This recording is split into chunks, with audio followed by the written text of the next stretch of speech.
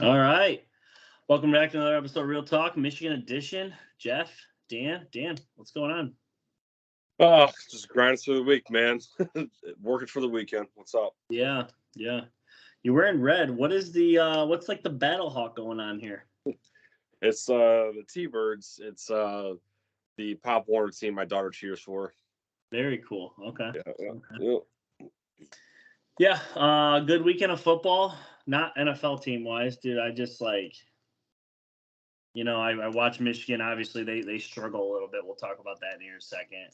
I have a pretty good betting weekend, Mm-hmm. but then it's just New England continues to just freaking break my heart. And I'm sure obviously you feel the same way about the Raiders. You guys have a win, we don't. But how are you feeling about the Raiders through 2 weeks right now?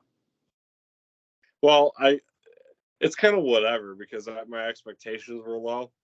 So I'm not like the Michael Scott meme where it says I'm ready to get my heart, I'm ready to get broken again. But it's just kind of whatever. I felt like the Bills is going to be a stretch anyways because our defense is really super young and inexperienced and outside of like Marcus Peters and Max Crosby and stuff like that. But like they just took us to task. They just took us straight to task. And I had Gabe Davis in my flex in my fantasy league, and he put out a good outing because I kind of expected to just get beat over the top. But Jimmy Garoppolo was getting smothered, made a lot of bad decisions, fumbled the ball. Josh Jacobs is fat and slow because he missed half a camp. So I don't know. It is what it is. And then Chandler Jones isn't playing because he went Antonio Brown on us. So who knows what's going on? Yeah, it's tough. Talk some Wolverines. So Michigan hosts the Bowling Green Falcons, kind of local to where we're at. Bowling Green came to play. Michigan, I would argue, probably did not. It was the last game without Jim Harbaugh. Sharon Moore steps in as the head coach. Pretty conservative game plan, in my opinion, I think, for the most part. But just super sloppy. J.J. McCarthy, 143 yards passing, 2 touchdowns, 3 picks. He only completed 8 of 13, so 3 picks on 13 pass attempts is pretty freaking horrible. Blake Corum, 12 carries, 101, 2 touchdowns. Yeah, not a whole lot going on with this team. There was quite a bit of pressure up front. They were able to kind of get some heat on the quarterback. But ultimately, Michigan kind of looks lackluster in a 31-6 win. We'll talk more about like a spread in a second, but just like overall, what are your feelings leaving 3-0? I mean, I'm not ready. I've said it, so far throughout the whole year, especially with the running game. I'm not going to hit the panic button. You want to see everything kind of look flawless after this game, heading into conference play, especially against BG. JJ had one of his probably worst performances of his career. But outside of that, Blake Corum looked in peak form. Cornelius Johnson got his first touchdown. Roman Wilson continues to heat up. The turnovers were glaring. So, like you said, the sloppy play. So this is where, you want to look cool, crisp, and collective before you start playing a team like Rutgers, which, outside of like 3 games, I mean, we've pretty much handled Rutgers historically, but you don't want to run into a situation where it looked like 2021 where it was in striking distance for them towards the end there. BG never even played Connor Bazelak. They played their second and third string quarterback, and Michigan was able to get a couple turnovers there. But I was kind of hoping to see some Alex Orji in the second half as a quarterback. He took a long run. I say a long run, but a medium run on kind of a design play, but wanted to see more of the backups. They didn't get to see that happen, I guess. But I don't know. It's kind of a vanilla type win here. And again, we're hovering around 30 points a game. You'd like to. I was hoping to see that one get to near 40. They haven't been able to cover spread yet, and so going in this week with Rutgers, which we'll talk about soon, that one's at 24. And who knows? As a betting man, I don't even know where you even begin with that breakdown. Well, so Jim Harbaugh was kind of asked just like the recap of his 3 weeks off or whatever. said a lot of key things, but one of the things that he kind of brought up unprompted, and I have a quote here. I'll read it to you. It is, wonders if it's too much being put on players to win by 40 in quotes or look perfect when the goal is actually just to win and stay healthy. So I think he has a solid point. He's probably obviously watching the TV broadcast, and there's probably so much talk like, oh, well, Michigan's only winning by X score and they looked sloppy or they did. When Jim Harbaugh's like, all I care about is that we come out with the win because that's all that really affects anything moving forward. Truthfully, any team in the Power Five that's going to, and I just said this to a friend the other day, we were talking about just like different scenarios. If there's a Power Five team that's undefeated going into the playoffs, they're getting in. They're getting in, period. End of story. There's almost no scenario where a team goes undefeated in a Power Five and doesn't get in. So, yeah, I mean, are they winning by 40? No, unfortunately, they're not. But Michigan didn't play their best game. They played pretty sloppy, and they still won by 3 scores. So it's like, at the end of the day, how picky can we really be, you know? Yeah. So Blake Corum goes into the game. He has 35 career touchdowns. He adds 2 more. That gets to 37. I wanted to ask you about this. So I sent you a list, I think it was yesterday. He's got 37, which is good for 6th all time. Ahead of him, Chris Perry, 39, totally in reach, right? Number 4, Mike Hart, who has 41. That's 4 away, totally in reach. One above him, Shoelace, Denard Robinson, 42, also totally in reach. That's 5 away. Okay. Here's where we're kind of like, this is where it gets a little interesting. Tyrone Wheatley has 47 career rushing touchdowns. That's 10 away currently. Before we even get to number 1, do you think he has a shot at 10 more? He definitely has a shot. At least last year, even in conference play, he was still at least guaranteed for almost 1, maybe 2 a game. I think he can at least get 10. I think when it's all said and done, I think he's going to be at 2 or 3. So here's where things get a little interesting, because if he has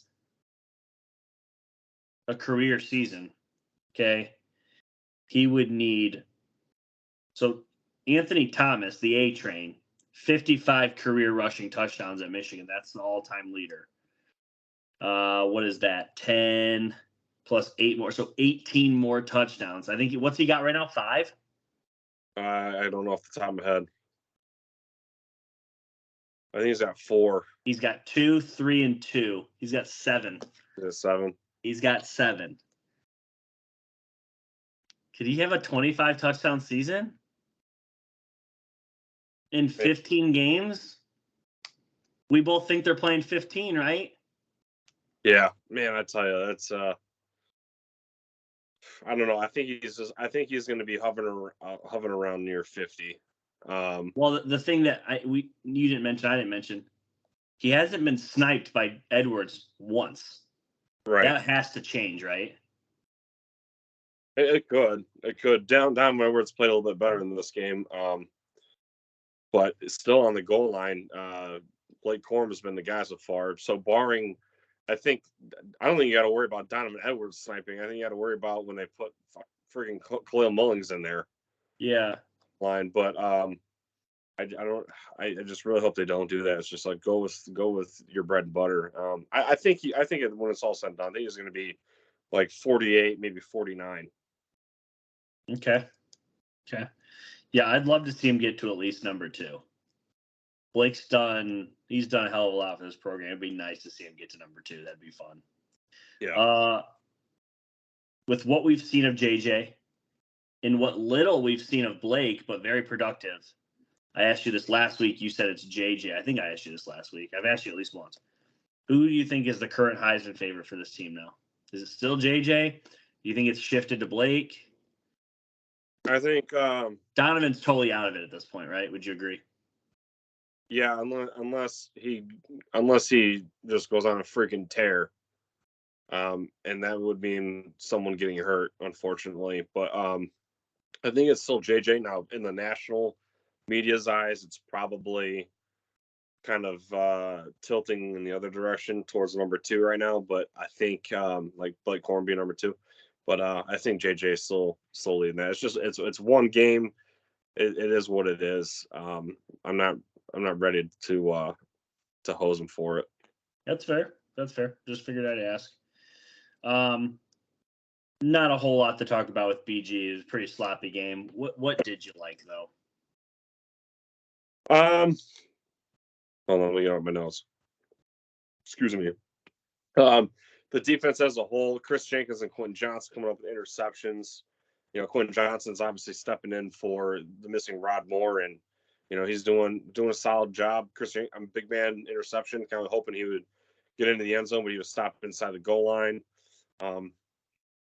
Michael Bear recovered a fumble after Jalen Harrell strips. And then, like I mentioned a second ago, Donovan Edwards had his best game thus far. He was averaging 5.6 yards a carry. And it's not like he necessarily got it all in one big run. I think it was like an 11-yard run was his longest. But so he was tackling on carry by carry. Tyler Morris, 0.2-yard punt return. And so, like, no offense to Jake Thaw, but I think Tyler Morris, with just that small glimpse, I think he should be the starting punt returner. So I'd like to see that, or I know that could probably be like more of, but that was what I liked watching it. And then the light show looked cool from television. I never even mentioned this either here or my show. You know, being there for week 1, the scoreboard was cool seeing it for the first time and stuff. But if anyone's listening, whatever, let us know how it was for the BG game if you were there, because when I was there for week 1, the scoreboard sound was really in and out. Like they do that pregame with James Earl Jones. We are Michigan. That sounded fine, but then like right after that, they played a little hype, get the crowd level up with Charles Woodson, whatever, like a little intro on top of that, and Charles Woodson's voice was in and out the whole time, and it wasn't because the wind, it wasn't because of the distance, it was literally the scoreboard was screwing up, and then the mic guy, the MC that does the intermission stuff, you could barely hear what he was saying half the time. So from home, the light show, the scoreboard looks sweet, but when I was there for week 1, it wasn't. But I guess that's what I kind of like, the in and out during the scores. Yeah, it was struggle to find much, but basically I literally wrote down bread and butter. Blake's 2 touchdowns, pass rush, 3 sacks. Seems like this is the things that are going to get us to the promised land this year. Blake Corum carrying the load and this pass rush forcing things. I'll move on to dislike, and then you can follow up. But this is pretty simple. We kind of already talked about this. Sloppy play, JJ 3 interceptions. There was also a fumbled kickoff return. I'm almost positive they turned it over on downs, but I don't quite remember. There was another fumble from Brandon McGregor on a kickoff return that like kind of fell into his lap. He ended up recovering it, but just like the game just felt so forced. Like everything was hard. Things were hard. It was honestly like we were playing Ohio State. It was like, what is happening? Why are these things so difficult? But yeah, those are mine. Go ahead. Yeah, and so outside of beating that dead horse, what I didn't like was the time of possession. We didn't really have the ball very often, and a lot of that was because of the turnovers. You know, the fumbled kickoff return, you know, that played right onto our side of the field, which led to a BG field goal, one of the 2 field goals, and so that really killed momentum. That really took away our chance to put up more points, obviously. So, you know, outside of the glaring gimmies, you know, that's where I'm at. What do you have for more of on there? I know you kind of briefly talked about something. Tyler Morris. Yeah, more Tyler Morris on special teams. You know, no offense to Jake Thaw, but just doesn't has not showed really much from the return side of everything. and again, I know it's not in conference, and you might want to save him for potential quarterback duties, but we've been hearing that hype for Alex Orji being the secret weapon. Let's see the secret weapon. I mean, who cares if it's on film? But outside of that, I guess maybe just more liking more from the younger guys, like I said earlier, like Quentin Johnson, Keon Sabb. Those guys have fulfilled that role, that back from Rod Moore, Makari Page. I think Makari Page ended up playing like 30-some snaps or something for against BG, but it's still not 100% full go yet. And so, yeah. For me, it was actually nothing about the team specifically. You kind of slightly touched on, almost stole my thunder here. The light show, the scoreboard, the different improvements that we continuously see. And probably a lot of that has to do with just like winning over the last couple of years. They've been able to like gain more money, put more money into the program. I'm sure those are, things that kind of come with the territory. But I do love to see these subtle things that just continuously move us in the right direction. These things help with recruiting. These things help with, talent gaps. These things help with funding. I mean, NIL. I mean, there's all these different things. Blake Corum being on the cover of Sports Illustrated, by the way, for NIL. Don't think that doesn't help. Just different things like that. So, but I did put the light show as my more of just like little tweaks. It's not much. It's freaking lights. But I seen it all over social media, like nonstop this weekend. Michigan's light show. Yeah. People see that shit. It means a lot. So, well, it'd be more than a tweak, but I think that eventually down the road, man, that's a lot of people in one city for a football game. But like, where the scoreboard and the press box, that gap on each of the four corners, like bridge that together and add like another 40 rows or something like that. Like Penn State's Beaver Stadium, it has an extension upper level, like, and keep that sound inside. yes. Michigan Stadium of old, when it just had the one press box on one side, all the sound just went straight up. So if you enclose that, I think it'll be appealing for the eye and for the sound. Excuse me. Yeah. I will say this: don't just do it to one side. I have no interest in looking like a horseshoe. Right? No yeah. Just do it on all four corners. Just yeah. Anything else from the BG side of things? No siree. Michigan moves to 3-0. Next game up, Rutgers, noon kickoff, Big Ten Network. We'll talk about that in just a minute. Let's talk a little bit about some of these weekend's games. So I did a 14-leg parlay of nothing but favorites. Yeah. Literally straight up favorites. And everybody won pretty convincingly. There were a lot that struggled, though. Bama struggled for me. Who was another one? I think Florida State struggled for like a minute, but ended up getting things together. There were some other ones that... sorry, I'm going to interrupt you. Maryland was 14 and a half and then scored 28 unanswered points to win 42-14.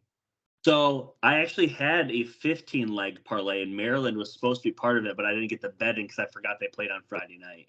Oh, gotcha. But yeah, Florida State was in a tight battle. They only won by 3. Yep, that was one of mine.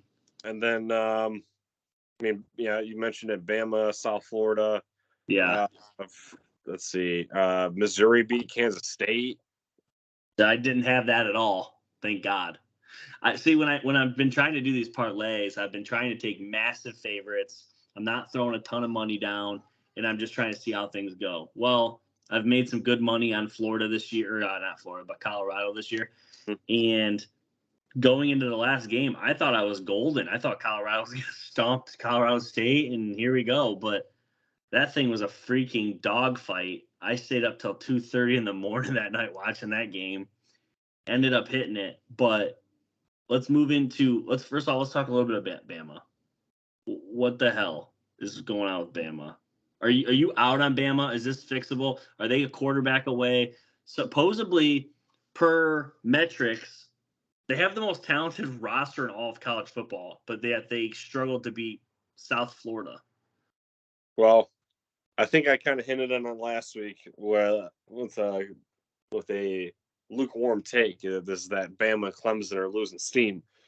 They tried to, that Buchner kid, the Notre Dame transfer, whatever, at quarterback, and then they eventually rolled out the Simpson kid. I think his name is the original starter. So I have no idea what's going on with them. I think that they're looking like an 8-9 win team at the moment, and if they start playing the big boys, the quarterback situation is going to be a problem. But they've had like the number one recruiting class pretty much every year for the last 15 years. So yeah, they have the most talented roster.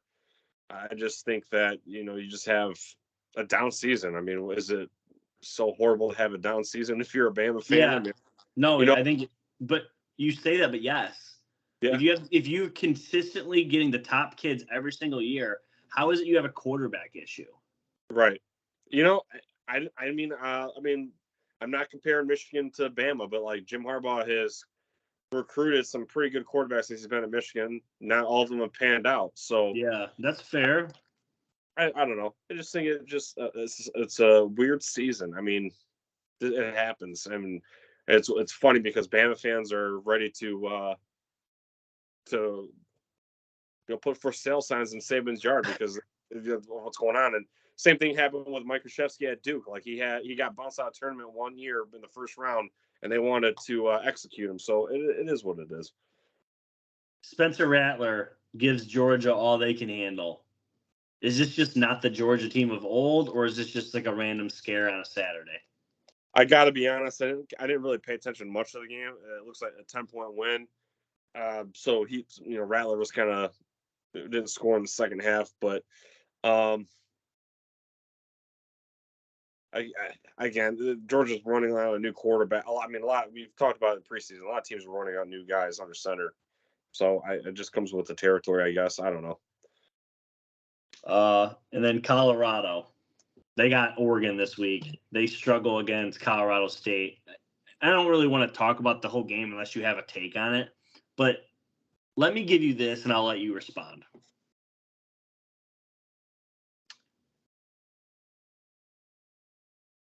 Middle 2000s USC. Everyone's there. You know what I mean? Snoop Dogg's in the house, movie stars in the house, dudes on sidelines, NFL stars are there. It's like the Super Bowl every week, right? Mm-hmm. Colorado starts 2-0. Lil Wayne carrying them out of the tunnel. Everyone and their brother, every show you can possibly think of was there all week. Okay. The Rock's on the sideline. There's another rapper. I'm not good with rappers, so apologize. There's other rappers on the sidelines. And then the best one that I found the most comical, Kawhi Leonard, who can't even show up to his own team's games, is on the sideline. Where are we at with Colorado? Is this becoming too overhyped? Are they good, but they're just not as good as the hype? Where are you at on Colorado? Everything that comes with them, the Hollywood, the Dion, just hit me.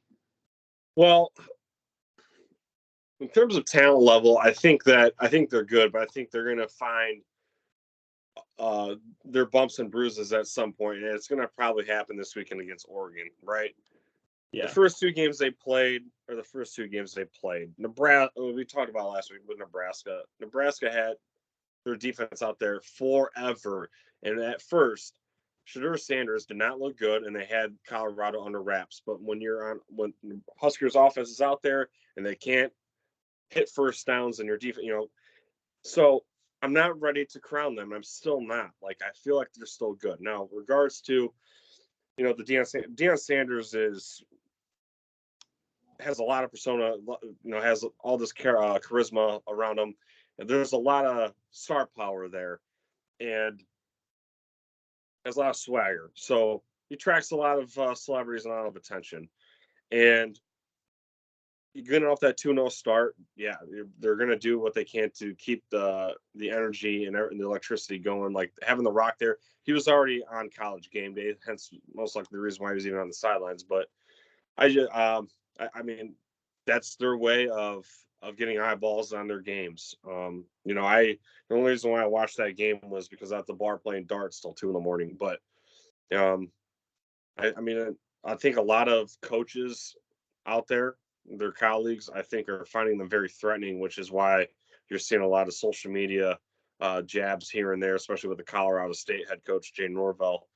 And he ate his words. But I guess I'm willing to just sit back and watch it progress rather than just throw all your chips in right now. But, he's got a lot of star power. And I do think it's kind of corny that they got people out there that have no affiliation at all to the university, like Lil Wayne. Maybe he does, maybe he doesn't. I don't think Lil Wayne he never graduated high school. I don't think, but yeah.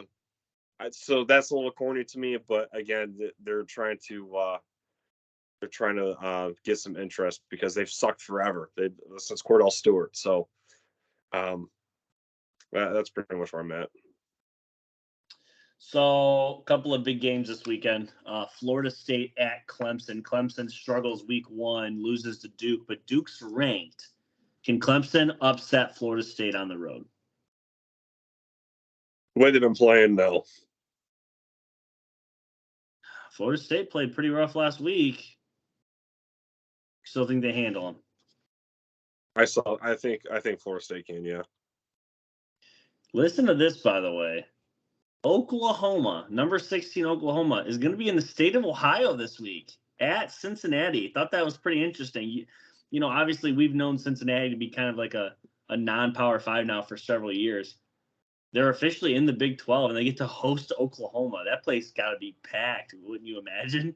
It's got to be the biggest game that place has ever held. Absolutely, 100%. Yeah, that's huge. Oklahoma take care of business, or you got Cincinnati an upset there? I kind of like Oklahoma there, but I'm not like super. I'm like at 70-30, maybe 80-20. UCLA at Utah. This is going to be a fun game because I still don't even know the status on Cam Rising. I don't know. Is he back? That's the biggest storyline for me. But like the backup quarterback for Utah has been playing fairly well himself. Yeah, I agree. And then you got Dante Moore, who's lighting it up. They've played nobody, but he's not. I wouldn't use the words lightning up. He's been very good. Yeah. Like they haven't asked him to do anything. What's he been throwing? Like 10 to 12 to 15 passes a game. Like it's very like game manager-esque, but he's throwing some touchdowns. So I mean, what? I don't know. There's not a whole lot going on there, but they're doing their business. They're ranked 22nd. Yeah, obviously they're 3-0 with no hype, while Colorado 3-0 with tons of hype. And Utah's a 4.5 favorite, so that's gonna be an interesting game. Yeah. Another 3:30. Ole Miss 3-0 travels to Bama. Bama lose another one at home. Ole Miss, I don't think has beaten Alabama since 2015. And I think that was at the record for assistants versus Saban is like 23-2 or something like that. Both times are Kirby Smart though.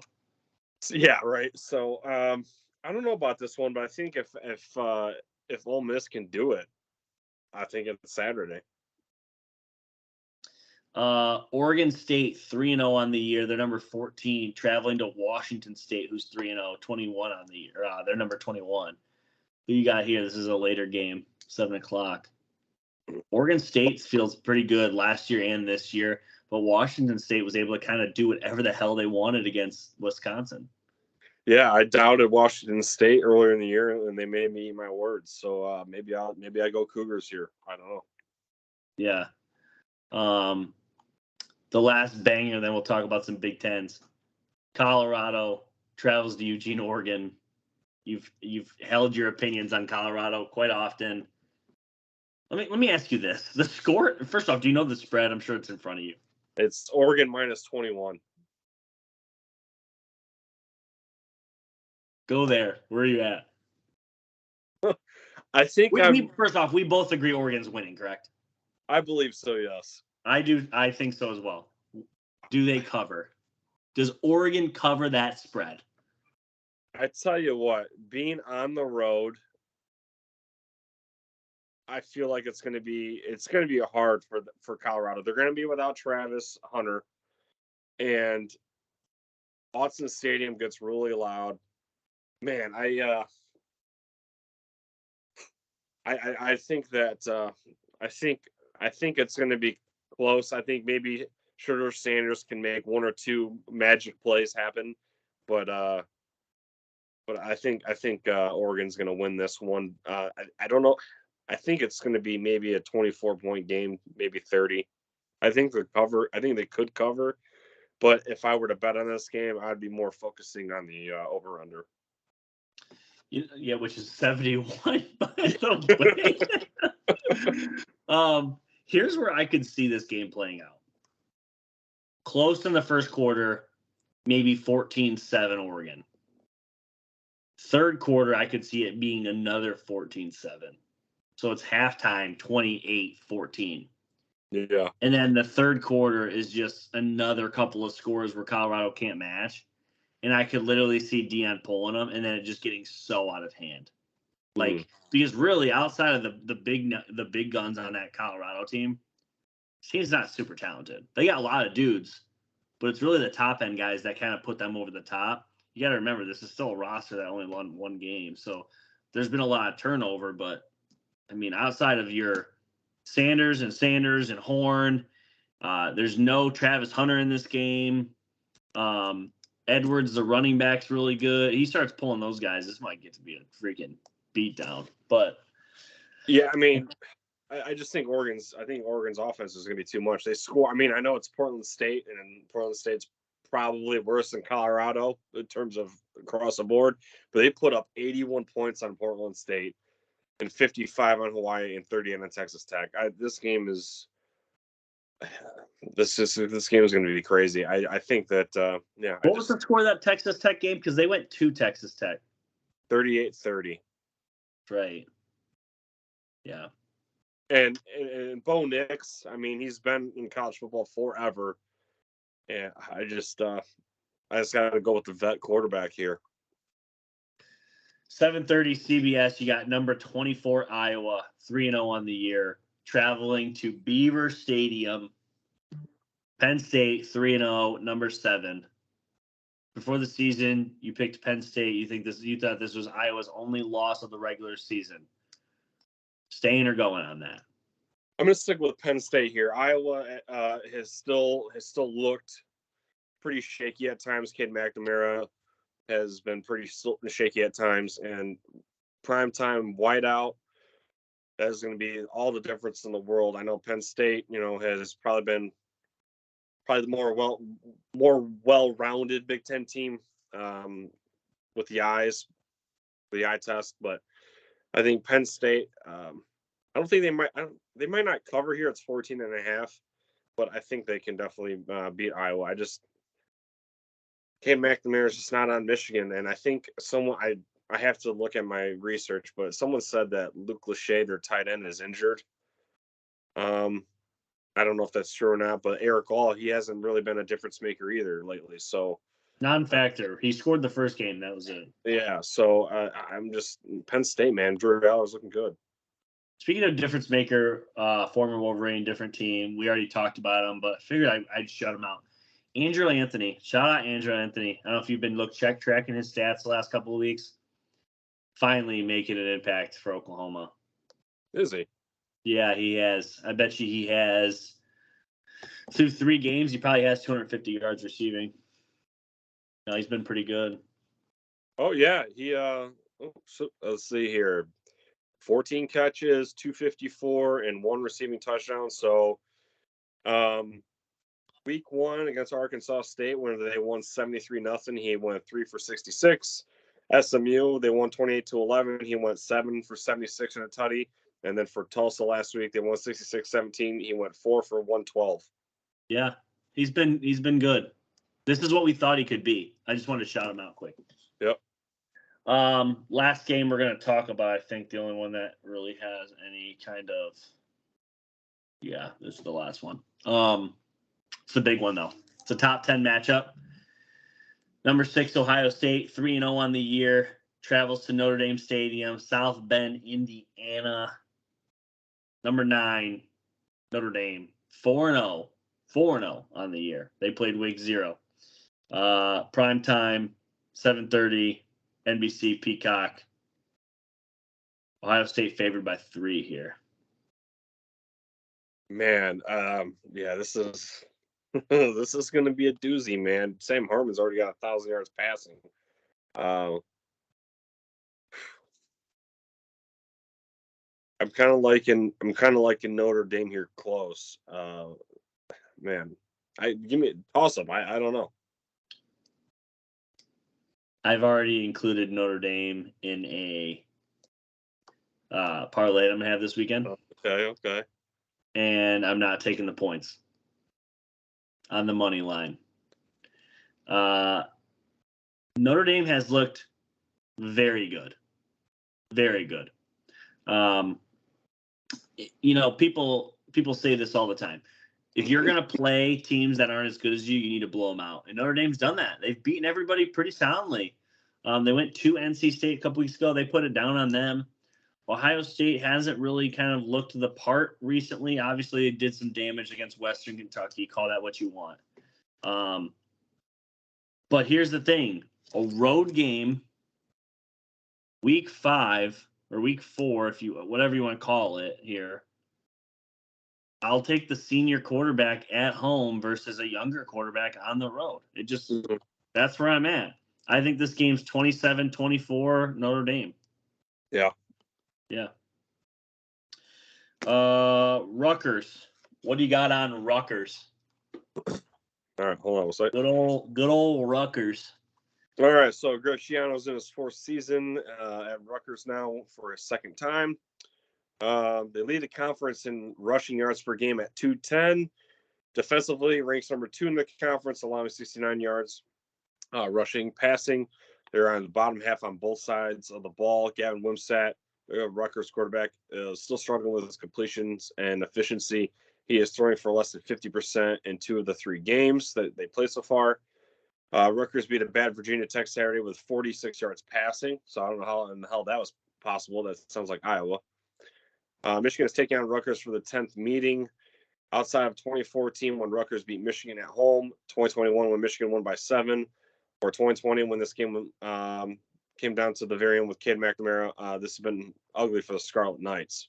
With Rutgers seemingly having success on the ground, I will be looking for Michigan to make plays or make these guys one-dimensional and pressure on Gavin Wimsatt, make him beat you with his arm, make mistakes, all that good stuff. And I hopefully look for a JJ bounce back here to keep the football protected. But like I said, with Rutgers being, focused on running the football because of their ineptability to pass it, like I said, they can get one-dimensional, man. It's going to be a long day. Jim Harbaugh's back this game. It's going to be well documented. And the one thing that I think is getting overlooked is Jim Harbaugh is going to return as the coach, and all these other assistant coaches that have been having to run the game, they're going to go back to what they do best. You, offensive line, you, offensive coordinator, you, defensive, you, running backs, you, special teams. You do you, and this team that's where they're the best. When Jim Harbaugh is still in charge running this team. And the one thing that I learned over the last 3 weeks is we have a really good head football coach. And there's a chance he's not here a ton longer, so need to soak it in while we got him. And I'm not patting in no revenge tour, but here we go. Harbaugh's back. This is game 1. I think this is going to be the best team. I think this is the best game we are going to see of Michigan through 4 games here. And weirdly enough, it's probably the hardest opponent. So I think Michigan even covers. I think they look really impressive, really good, and they take care of business. Probably 37-10.